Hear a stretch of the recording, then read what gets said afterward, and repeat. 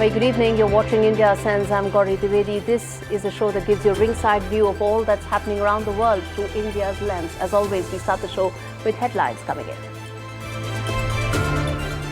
First up, the big story that we are tracking already scratching the bottom of the barrel. Pariah Pakistan now finds itself isolated from the global stage following the Pahalgam terror attack. Defence Minister Rajnath Singh names and shames Pakistan in the call with US Defence Secretary Pete Hegseth, underlines that America is backing India's right to defend. Trump nominates Mike Waltz for the next UN envoy in a major shake-up of the national security team in America. India's friend Marco Rubio to take up the interim responsibility. Starmer stress test, reform surge, rattles Labour's red wall. What are the big learnings from the UK elections? We decode for you. And it's election season in the land down under. PM Anthony Albanese gears up to become country's first Labour leader to win back-to-back elections.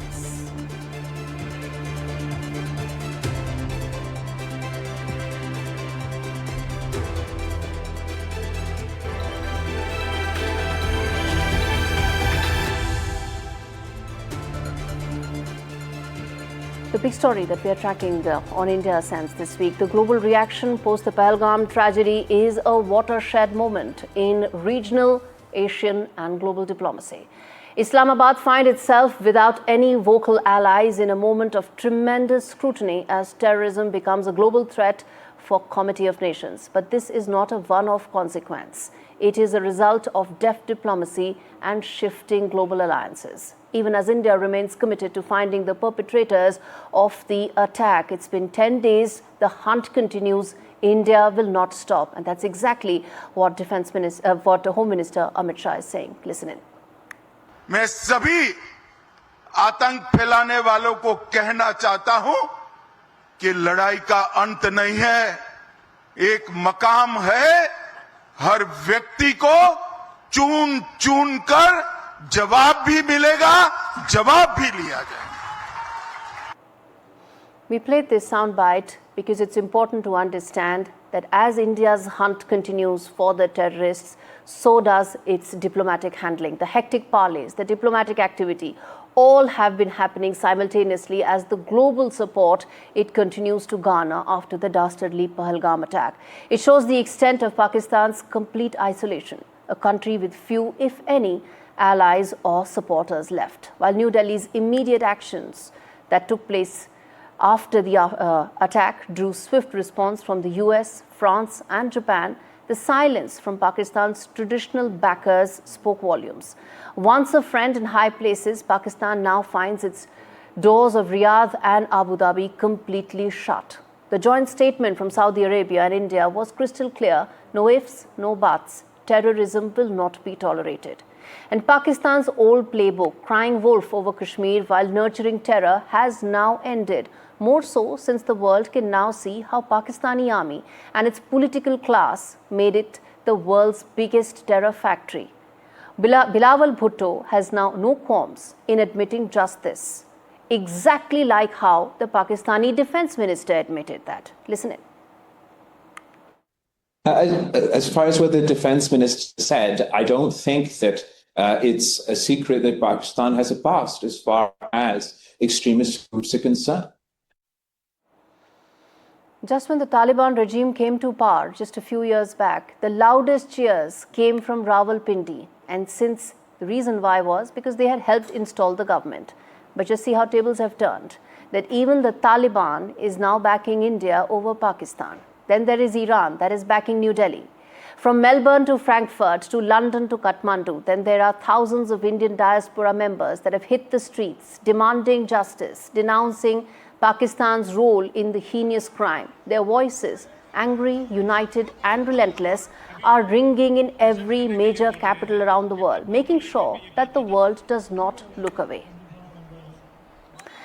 And in fact, as we speak, Pakistan's traditional arc of support, it's included Turkey, Afghanistan, Iran, all have crumbled, and with it, the global patience.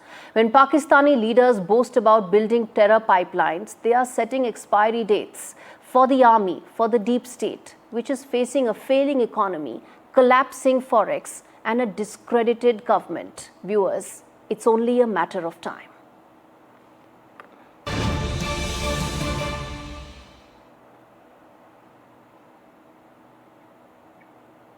In fact, there is breaking updates coming in, viewers. Pakistani actor Fawad Khan and singer Atif Aslam's Instagram accounts have been disabled in India.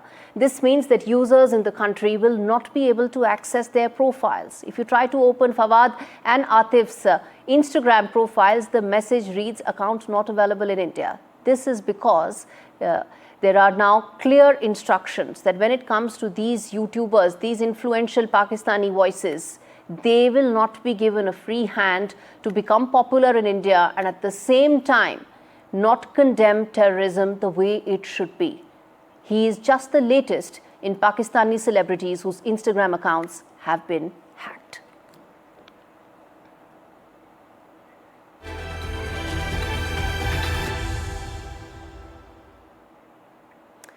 Shifting focus now to the first wide-angle story on the show. Amidst the Yemen War Chat leak blowback, the first big-level personnel shake-up in the Trump administration has taken place.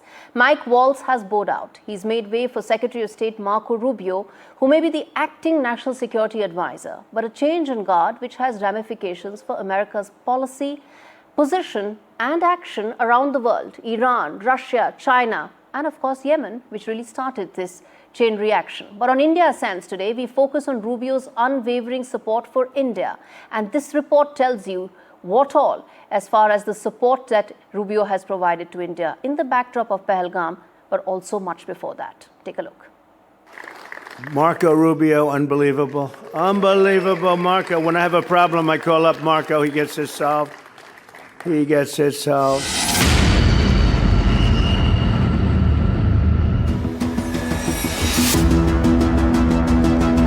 In Washington's power corridors, Marco Rubio isn't just a cabinet pick. He's a signal. After Waltz's sudden elevation to National Security Advisor, a move that reflects Trump's inner circle loyalty, Rubio now steps into foggy bottom as the White House's global face, bearing both experience and edge. His most recent call, not to Brussels, not to London, but to New Delhi. His message to External Affairs Minister Dr. Jaishankar was crystal clear, that America stands with India now and always. On the heels of the Pahalgam terror attack, Rubio's tone was unmistakably firm. He reaffirmed the United States' commitment to cooperation with India against terrorism, with a statement that rang through diplomatic circles. Rubio has long been a champion of closer India-America ties. His landmark legislation, the US-India Defense Cooperation Act of 2024, codified expedited defense sales, strategic ties, and a sweeping vision for cooperation beyond just the military. And now, as acting National Security Advisor, Rubio is positioned to put that vision into action. And the reverberations are already being felt. Pakistani troops have reportedly surged to the line of control, while Islamabad's foreign ministry called for restraint and mutual respect. Well, this is nothing but Pakistan now feeling the heat as Washington's bond with New Delhi tightens. But Rubio isn't blinking. In his call with Pakistani Prime Minister Shahbaz Sharif, he made it clear, those who perpetrate, sponsor or shield terror must be held accountable. To allies, it's reassurance. And to adversaries, it's the red line.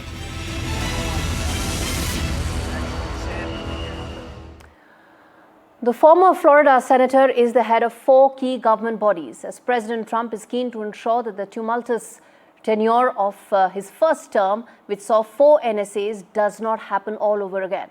Now, Rubio may be an acting chief, but his elevation comes at a time when Pakistan stands completely isolated and India-US ties could become more consequential. An early trade deal with America will become the stepping stone for focusing on some of the other aspects: security, counterterrorism, strategic goals. All that will probably come into play, and then Pakistan will see the heat, witness the heat even more than what it is right now. All right, shifting focus now to the big voice that's joining us on the show. Bob Blackman, UK Member of Parliament, joins me on the broadcast to talk more about, well, the voices of support that are coming in for India from around the world. There was Mr. Blackman, you are one of them. Thank you so much for speaking to me. Let me start by asking you the fact that you've spoken out in no uncertain terms when it comes to backing India against the terrorism that it continues to face. You spoke about it. What do you expect the UK government to do in terms of backing India more? Well, I think the key concern I have at the moment is that everyone throughout the world, as you quite rightly are reporting, is expressing condolences for the victims, their families, and for the government of India for this terrorist atrocity. The key now is to make sure that the support is built for the necessary military action that India is going to have to take to either remove these bases along the line of control or to ensure that the Pakistani military remove them. One way or the other, to stop the terrorism and stop it completely, those terrorist bases have got to be removed.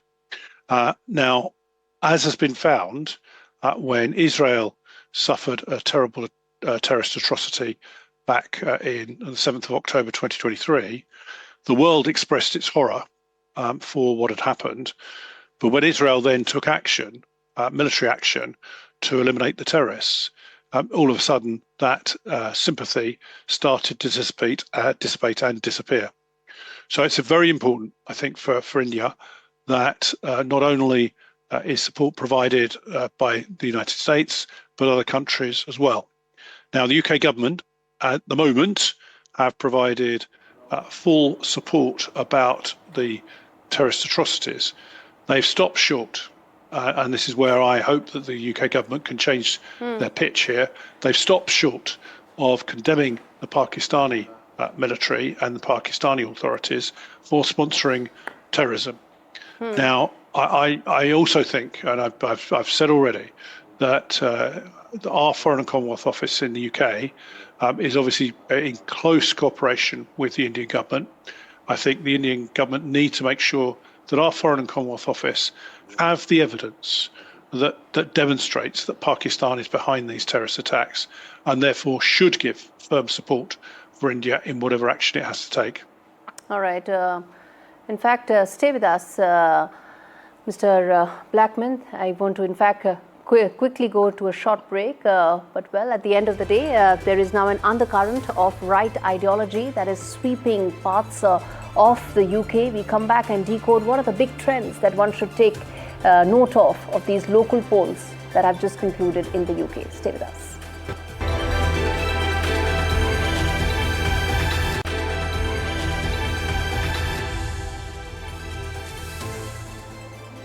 UK Prime Minister Keir Starmer faced his biggest political litmus test since becoming the Prime Minister last year, and it seems the winds of change are blowing fast. There is now an undercurrent of right ideology that has swept the UK, with Reform UK making significant electoral gains, including in Labour bastions, whether it's Runcorn or some of the other by-elections. And there are important trends that are now emerging. Margins have narrowed. A seat has flipped for just 6 votes, as fractured vote shares indicate that the UK may be moving away from its 2-party system to maybe 3 parties or even 4 parties. Then there is the rise of the right. Nigel Farage is clearly, he's had a connect with the people, and there's something that he's being able to convey that some of the traditional parties are not being able to do so. And this also means that Keir Starmer needs to address local issues, cost of living, those are the kind of issues that matter to people and reflect most in local polls. Defending the lack of a national inquiry over Pakistani rape gangs seems to be a bigger priority than addressing everyday issue of Brits. And as far as the Tories are concerned, well, they've been in power till last year, but the numbers unfortunately don't seem to say any of that. And let's get Mr. Bob Blackman to answer just that in terms of the numbers that have come in. Disappointing to say the least, sir, but do you think that there's a larger message that the people are trying to send to the political class? Yes, I think we've got to remember in these local elections, of the 1,641 seats that are up for grabs during the course of the rest of today, we were defending 966 of them. So clearly, this was a high watermark for us, very difficult set of local elections. Last July, in our general election, the country, the United Kingdom, decided that they wanted a change to a Labour government. They gave Labour the opportunity to take power, and obviously it turned their backs on us. Given the catastrophic nature of that defeat, it was always going to be a very tough set of elections for us. But what has happened is that British people, where there's been elections in England, what has happened is they've turned their backs on Labour in a very big way indeed. Labour were only defending just over 300 seats in these elections. They've lost over 100 already. So from that perspective, it has been a truly dreadful night for the Labour government. And what has happened is that the new party, Reform, which has emerged on the scene, has picked up that dissatisfaction with the Labour government. None of us believed that the Labour government were going to be as bad as they've been in terms of destroying our economy, destroying jobs, as you say, taking away pensioners' fuel allowances, having an attack on farmers, an attack literally on employment, which has meant that unemployment is rocketing as well. So all these things lead to a note of dissatisfaction amongst voters, and it's being translated into the protest party, which at the moment is Reform UK. Now, the challenge for Reform is going to be that they are now going to be in charge of certain areas of the country and responsible for delivering services. So far from just being protest party, they then have to demonstrate what they would do if they are in power. That is much more difficult. But very quickly, sir, very quickly, 30 seconds, I'm running out of time. I want to ask, sir, what is the message here for, well, a lot of people say two-tier Keir. What's the message for him? Well, the fact is that he's let people down. He's completely U-turned on most of his promises and failed on the most important issue of all, which is the economy. And that is the result that he's seeing today, that the people have rejected the Labour government. They don't want them any longer. And indeed, his message is being, well, we've got to go faster and do more. Well, frankly, what they're doing to the country is a complete disaster. All right, we leave it there. Mr. Bob Blackman, Member of Parliament for Harrow East, joining us live on India Sense. Thank you so much.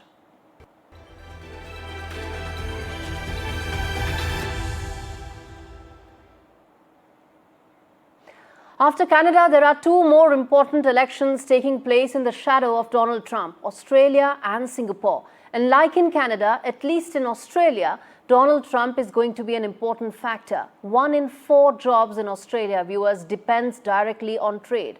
And like Carney, Anthony Albanese is also set to, in fact, become the first Labour Prime Minister to win back-to-back elections. Well, in many ways, thanks to Donald Trump, his trade war, and the nationalist sentiment he has evoked.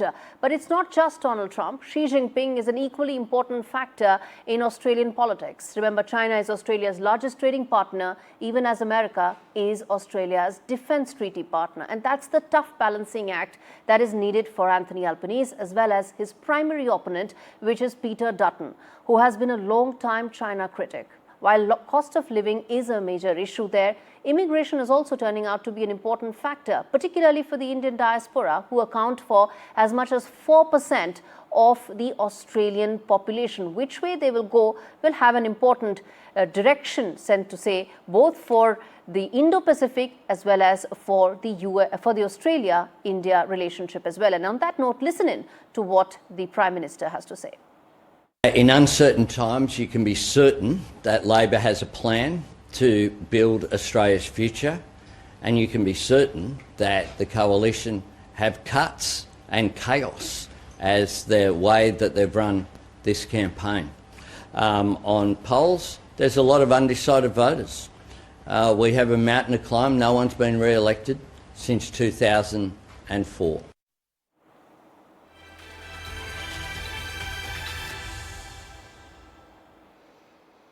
A bird flu strain once confined to poultry is now ruffling more than feathers. H5N1 has taken root in US dairy farms and now it's jumped species. With experts watching closely, some say it's time to read the writing on the wall. Our report explores the signs we shouldn't and must not ignore.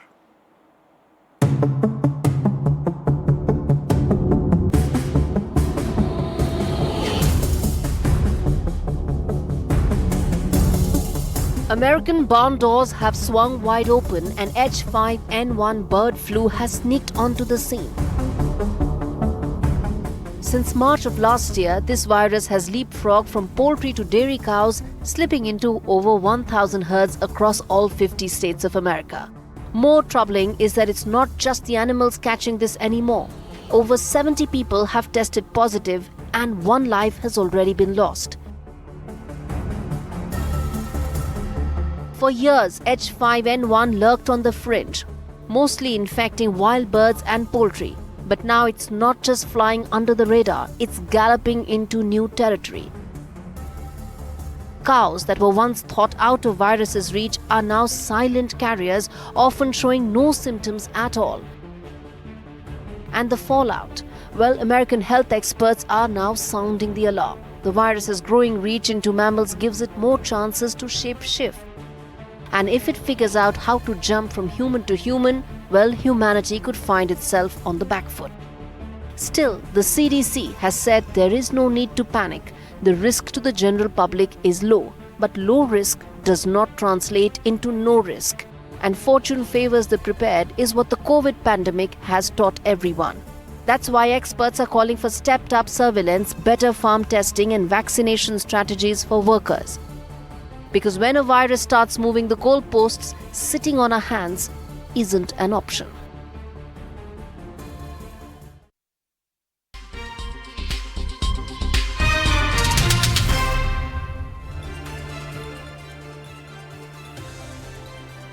Indian government has announced that castes will be enumerated in the next census that will be undertaken. The move will allow better targeting of social justice schemes by the government. The move will mean that in the next census that the government of India will undertake, it will ask individual caste or jati as it's called colloquially.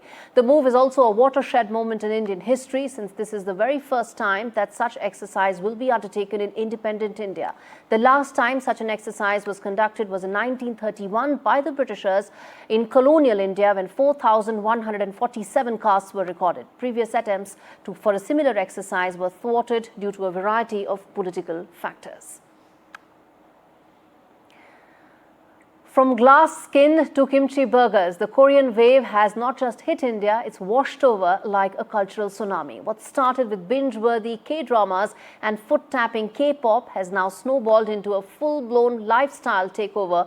K-fashion on fleek, K-beauty selling like hotcakes, and now even there is now classroom and combo meal that come in with a side of Seoul. India is getting its first ever Korean education department thanks to collaboration between KCCI and the Korean government. It will take the reins of the ever popular topic exams, and trust us, seats are flying faster than concert tickets for BTS. And it's not just books and brushes. Burger King and McDonald's are serving up K menus faster than you can say anything. Korean is no longer a foreign flavor. It's the main course in Indian pop culture. Even B-Town's biggest names are walking the talk. From Alia to Rashmika, everyone's dressing Seoul cool with pastel quads and minimalist glam. The Desi style book just got a Korean rewrite. The Hallyu wave isn't slowing down. It's turning tides, breaking barriers, and well, rewriting India's cultural compass.